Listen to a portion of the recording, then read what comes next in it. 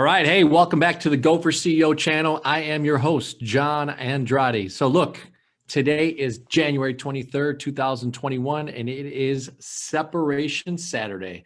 Why? Because we got goals, baby. Hey, look, I'm kind of doing a little bit of a different look today. Hope you enjoy it. It's coming from our conference room area, and I'm going to have a little bit of a different message today.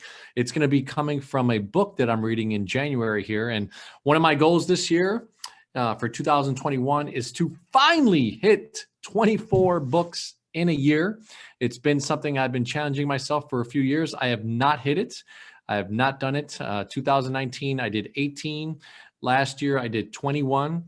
I did not hit 24 books. But this year, we're looking for 24 books in a year. That's a third. I've said to myself, if I could do a third of what most regular CEOs, if you Google this, an average CEO reads 60 books a month. A year. 60 books a year. 60 books a month would be incredible, right? 60 books a year is still phenomenal.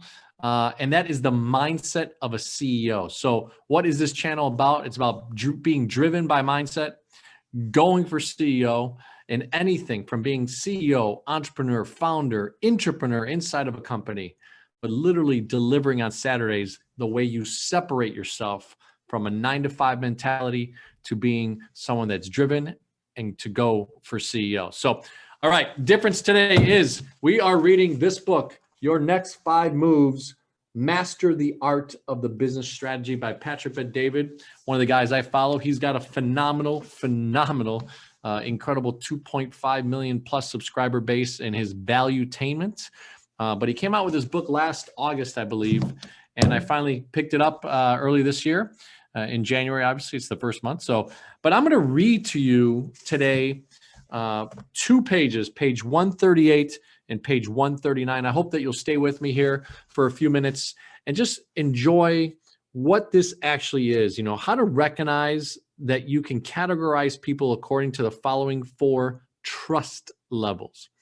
Look, the number one reason people buy from you, the number one reason they will do anything with you, become a friend, anything like that, is usually because they like you.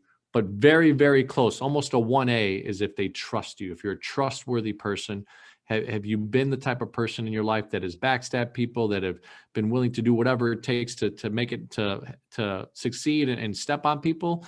Or is it more that you've done it the right way, you've worked your butt off, and you did it the right way?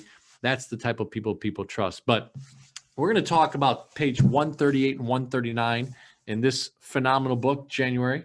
So I'm going to read it to you. Yes, I hope you've enjoyed my voice over the last few videos. But so it begins and says, here's how to do it. First way to recognize that you can categorize people according to their following 4 trust levels. So look, grab a glass of wine.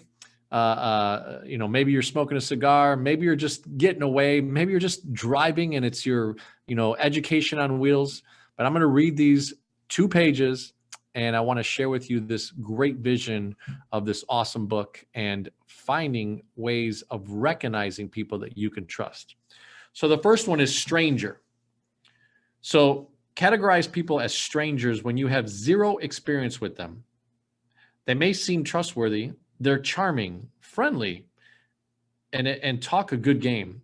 Instinctively, you may like them and trust them. Remember, though, that even in homicidal sociopaths can gain people's trust.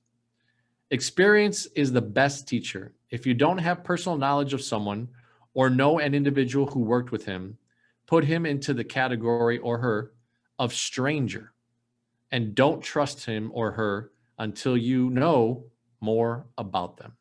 So that is stranger. Number 2, the endorsed category is for people who arrive with a track record. They are recommended by people you trust or possess a resume that demonstrates their ability to deliver what they promise. You still need to be wary because resumes can be fudged and recommendations may reflect bias or an unwillingness to be completely honest. Still, this category should provide a somewhat greater possibility that an individual is worthy of your trust. So let's go over those first two, right? Strangers, someone that you just first meet. Gosh, man, they have a winning personality. There's going to be people that you just love right away. I mean, you really attract to them. But should you immediately trust them? Probably not, right? And it's suggesting that in this book. There's some people that actually, you know, I've rubbed people this way where they just don't like me. I mean, literally they walk away and they're like, that guy, John, I don't know. I don't like that guy. And I've had the person that they told that to tell me, and I'm like, what did I do? But some people just don't like you, right? So vice versa.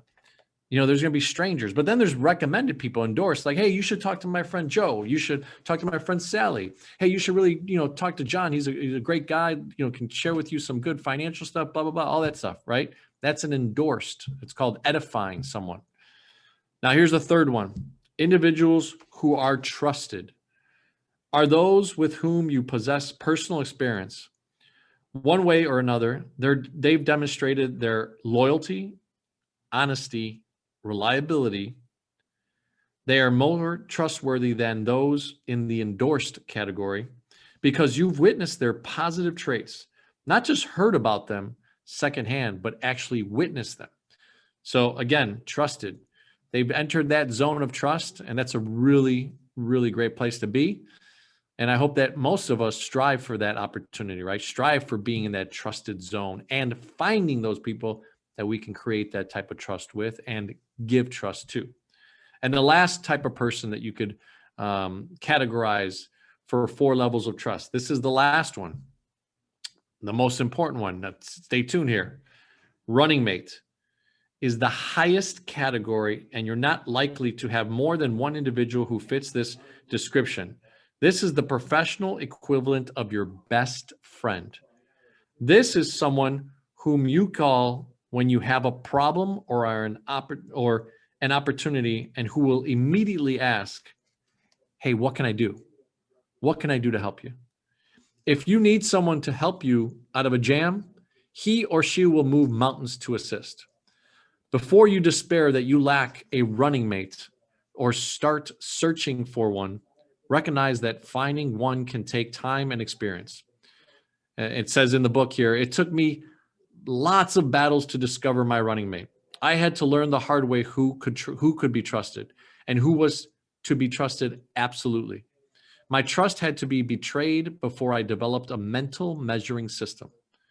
Recognize too that the more successful you become, the fewer people you're able to trust.